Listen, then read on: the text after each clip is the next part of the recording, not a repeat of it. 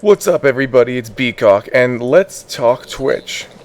Twitch and Eve and Giselle all recently went through some remakes, and I decided to go ahead and try them out and tell you guys what I think about them. We're going to start with Twitch. Obviously, I'm going to start out by talking about his moveset. And if you guys want to skip that, I'll put another annotation on the screen right now to where I just give my opinion about him, as well as tell you guys if he's worth it, if you don't have him yet, and all of that. So that'll be right here on the screen. And now let's start getting into his moves. His moveset is very heavily based around his passive. And what his passive is, it's a kind of like a lesser version of Teemo's E. It is poison over time that stacks up to a cap of 6. It does increase level. At level 1, it is only 2 damage per stack, so about 12 damage a second. But all of the rest of his moves have something to do with his poison, or have a way of applying the poison, or something like that. So, to start, his Q move is the move that everybody knows Twitch for, and that is his invisibility.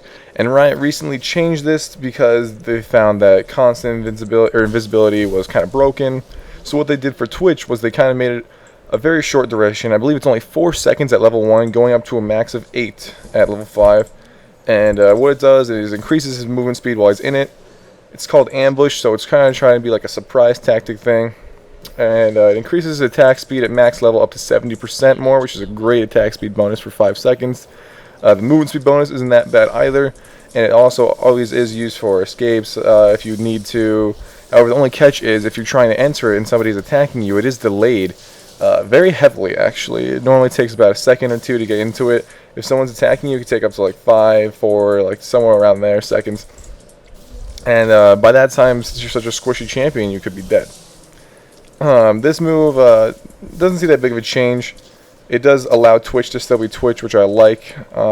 Definitely good with the invisibility, and the attack speed and movement speed buff is very good on it, very heavy.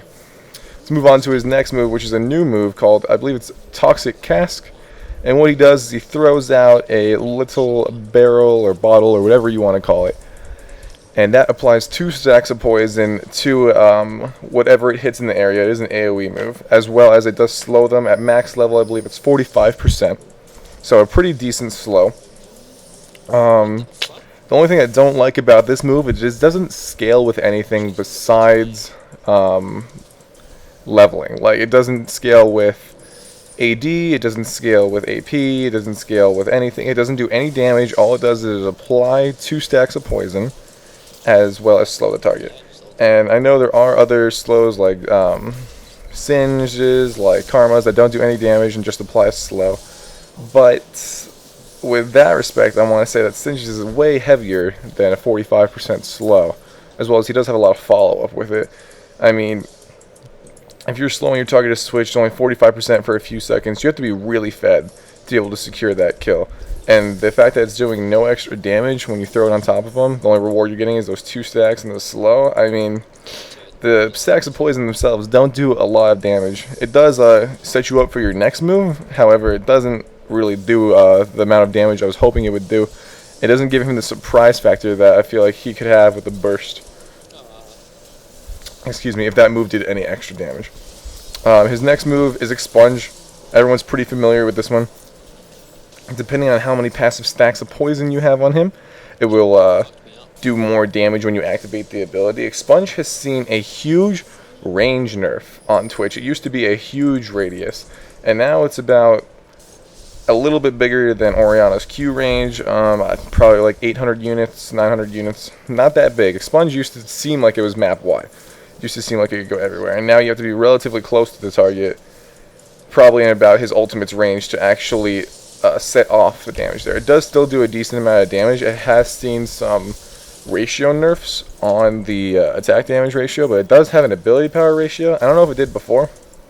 To be honest, I haven't. I'll tell you guys in a second, but it does do a decent amount of damage. The only catch is you need to auto attack a few times before you can get that on there. So even if you throw your explosive cask that applies the 2 ticks of poison there, you have to auto attack 4 more times to get your max damage from Expunge, which is a problem in itself considering Expunge is his main damage move. Moving on, his ultimate Spray and Pray, also very familiar.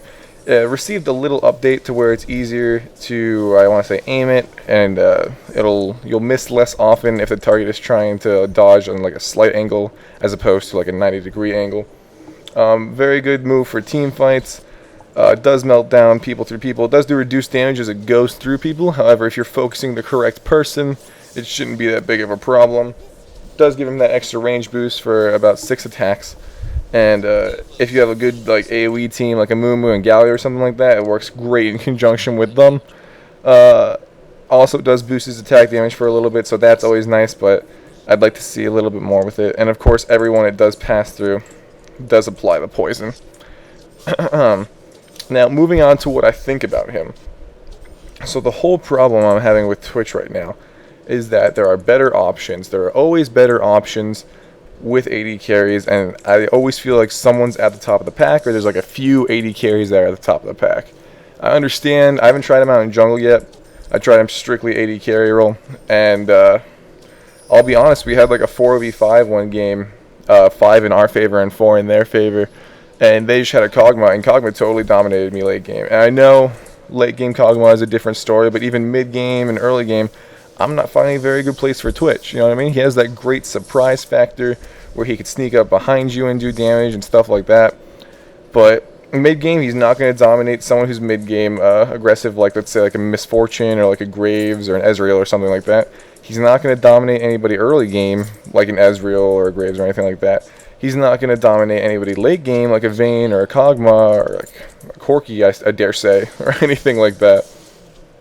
He just is more of a surprise AD carry. I don't even know what to call him, like an assassin AD carry.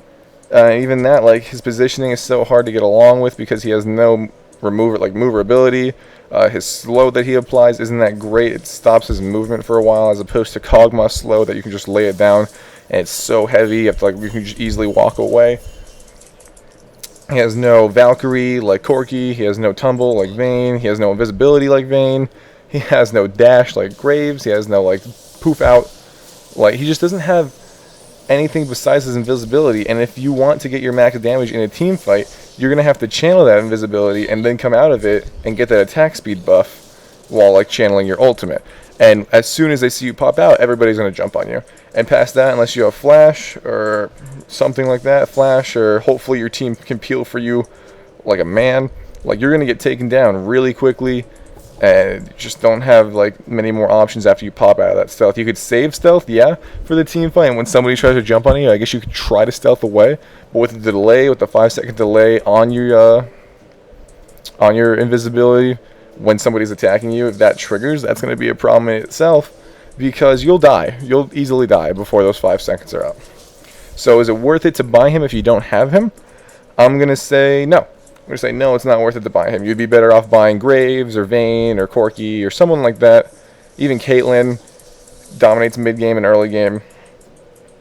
Twitch is just kind of there all game. If you like stealth gameplay and you like AD carries, I'd say they're just better options. I wouldn't buy him, to be honest. I would say the rework did make him, I want to say worse because he doesn't have that passive invisibility power anymore, but that's hearsay. I'm going to say that the remake made him a little bit worse. I know that pre this, Jungle Twitch was really viable. I want to see if it's still viable now. I haven't tried it out yet, but a straight AD carry, he's still not that great of a role. Go ahead and leave me what you guys think about Twitch in the comments below. Say if I'm right, say if I'm wrong, argue with me. I'm down. I'll comment back. Obviously, I try to reach everybody back that has a constructive comment. And I thank you guys for tuning in. We will have the rest of the new champions up. That is including Jin Zhao as well as the Eve remake. And I'll give you my impressions on those as well. Thank you guys for tuning in. This is Beacock for the Leaguecast, and I'm signing out. Catch you guys later.